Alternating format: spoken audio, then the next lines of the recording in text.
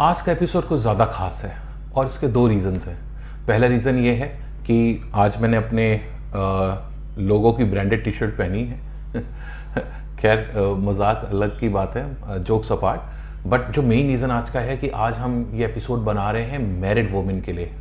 तो अगर आप एक फीमेल इन्वेस्टर हैं, आपकी शादी हो चुकी है, या आपके जानकारी में आपके ऐसे कोई फ्रेंड हैं या नेबर हैं या रिलेटिव हैं जो कि एक मैरिड वुमेन है, तो आप ये वीडियो उनको शेयर कर सकते हैं। इसमें हम एक टॉप पर्सनल फाइनेंस टिप्स के बारे में बात करेंगे जो मैरिड वुमेन के लिए बहुत ज़रूरी हैं। तो आइए आगे बढ़ते हैं।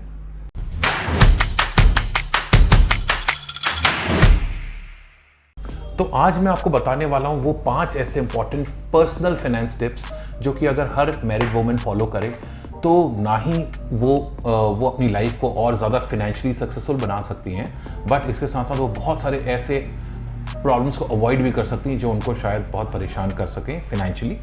और ना कि सिर्फ 5 पर्सनल फाइनेंस टिप्स, इसके साथ साथ मैं आपको एक बहुत ज़बरदस्त बोनस टिप भी दूंगा जो कि स्पेशली है मैरिड वुमेन के लिए। तो वो बहुत ज़बरदस्त है। तो अंत तक ये वीडियो देखें और इन सारी टिप्स का और उस बोनस टिप का ज़रूर फ़ायदा उठाइए। तो चलिए आगे बढ़ते हैं। सो पहला टिप, कभी भी अपने पार्टनर, अपने स्पाउस की सिंगल इनकम पे कभी भी ना डिपेंड करें। पहली ये गलती ये होती है, और ये बहुत इंपॉर्टेंट टिप है उन सारी लेडीज़ के लिए, उन सारी मैरिड वुमेन के लिए जो सिर्फ और सिर्फ अपने पार्टनर, अपने हस्बैंड की इनकम पे डिपेंड करती हैं और पूरे तरीके से उन पे ही हर चीज़ को लेके उन पे डिपेंड हो जाती हैं। रिमेंबर, ये हमेशा याद रखिए कि अगर आपके हस्बैंड, आपके स्पाउस अगर आपका सारा फिनेंस कंट्रोल करते हैं तो इनडायरेक्टली वो आपको भी पूरा कंट्रोल करते हैं, आपकी पूरी लाइफ को कंट्रोल करते हैं। तो हमेशा it's always good to have 2 income. अगर आप भी किसी तरह की इनकम जनरेट कर सकती हैं थ्रू योर पार्ट टाइम और may be if you are working, तो ये बहुत ही अच्छा रहेगा आपके लॉन्ग टर्म एक फाइनेंशियल सक्सेसफुल जीवन के लिए। तो कभी भी पूरे तरीके से एक सिंगल इनकम पे डिपेंड ना हों। इससे आप ज़्यादा से ज़्यादा अपने लिए सेव कर सकेंगे, अपने फ्यूचर के लिए सेव कर सकेंगे, अपने बच्चों के लिए सेव कर सकेंगे। तो बहुत सारे इसके फ़ायदे होते हैं।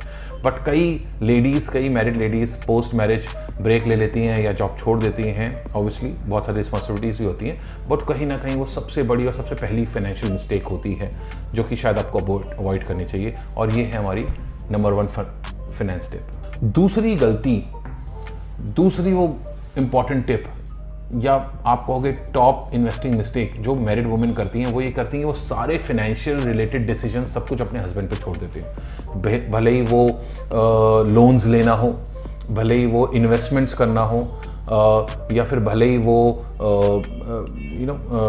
किसी तरह के और भी फाइनेंशियल डिसीजंस लेना हो या खर्चे, ऐसा कोई फाइनेंशियल खर्चे करना हो, सब कुछ में अमूमन तौर पे देखा गया है, ज़्यादातर देखा गया है कि डिसीजन हमेशा हस्बैंड का ही होता है ज़्यादातर केसेस में।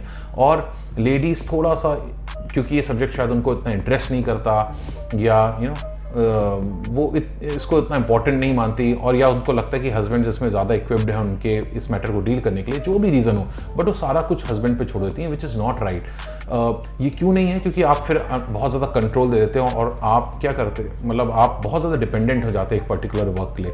तो आपको कभी भी किसी भी चीज़ से रिलेटेड, मतलब फाइनेंस से related, which is very important, मतलब फाइनेंशियल टॉपिक ही अपने आप में बहुत इंपॉर्टेंट टॉपिक होता है, तो पूरा तरीके से डिपेंडेंट नहीं होना चाहिए। आपको भी डिसीजन में पार्टिसिपेट लेना चाहिए। इसके बहुत सारे फ़ायदे होते हैं। आपको मालूम होता है कि कहाँ पे इन्वेस्टमेंट्स हुए हैं, कहाँ पे किस तरीके के मतलब इन्वेस्टमेंट्स ग्रो हो रहे हैं या नुकसान हो रहा है, किस में क्या है, आपको काफ़ी आइडिया रहता है। इससे ना कि आप अपने इनपुट्स दे सकते हो जिससे आपको, आपकी पूरी फैमिली को फ़ायदा हो, आप दोनों के, आपके हस्बैंड के इन्वेस्टमेंट्स ग्रो करें, बल्कि आप उनमें पार्टिसिपेट करके you can make it more fun.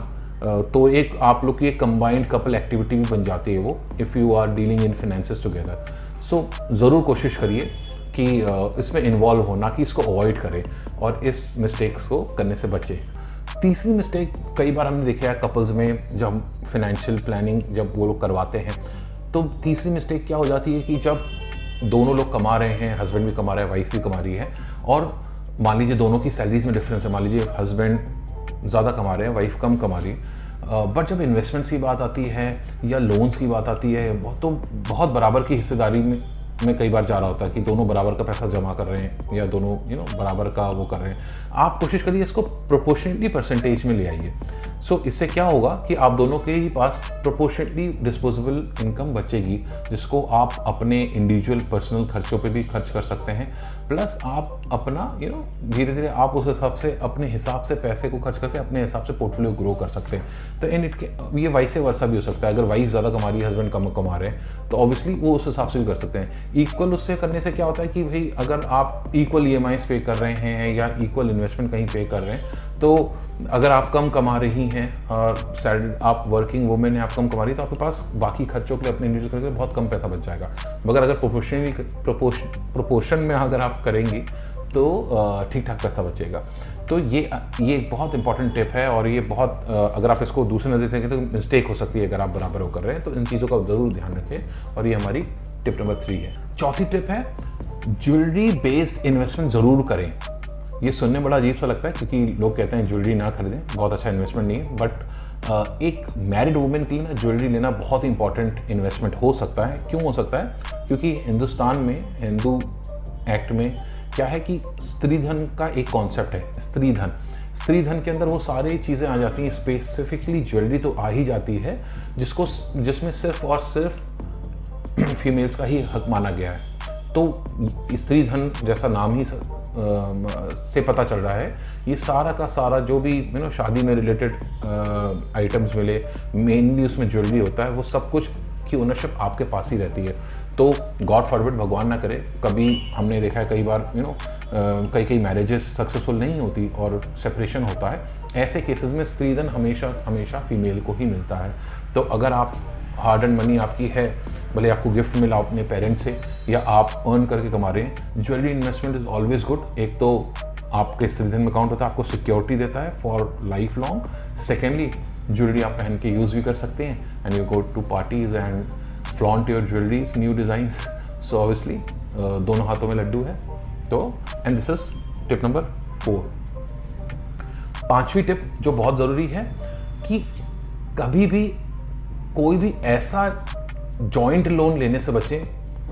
For example जैसे कई बार प्रॉपर्टीज़ में जॉइंट लोन एप्लीकेशन होती है या फिर किसी और तरह का लोन है, तो कभी भी ऐसा लोन मत लें अपने हस्बैंड के साथ अगर वो प्रॉपर्टी पे ले गए जिस प्रॉपर्टी पे आपकी ओनरशिप ना हो। तो पता लगा प्रॉपर्टी तो सिर्फ किसी एक के नाम से है, सिर्फ हस्बैंड के नाम से या फिर सिर्फ वाइफ के नाम से। तो यहाँ पे क्योंकि हम फीमेल्स का कर रहे हैं तो हमें मान के चलेंगे कि हस्बैंड के नाम से है। तो ऐसे प्रॉपर्टीज़ पे जॉइंट लोन कभी मत लें। तो आपका मालिकाना हक तो नहीं होगा, बट आपकी उधारी आपके सर पे ज़रूर चढ़ी रहेगी। तो कई बार ऐसा फॉल्ट भी होता है। तो और भगवान ना करे अगर वो मैरिज में कभी कोई इशू आए तो आपके लिए obviously it would be a problem. आपकी लायबिलिटी आपके सर पे होगी बट घर आपके नाम नहीं होगा, तो ये तो बहुत ख़राब सिचुएशन होगी। तो पांचवी टिप यही है, ऐसे डिसीजन से बचें।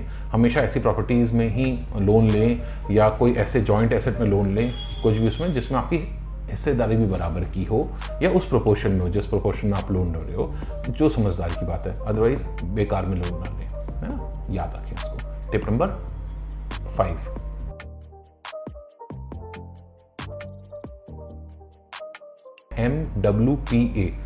MWPA का फुल फॉर्म है मैरिड वुमेन प्रॉपर्टी एक्ट। ये एक ऐसा एक्ट है जो गवर्नमेंट ने कई दशकों पहले ही बना दिया था और ये 1990s में बहुत इफेक्टिव हो गया। इस एक्ट को बड़ी पावर मिली।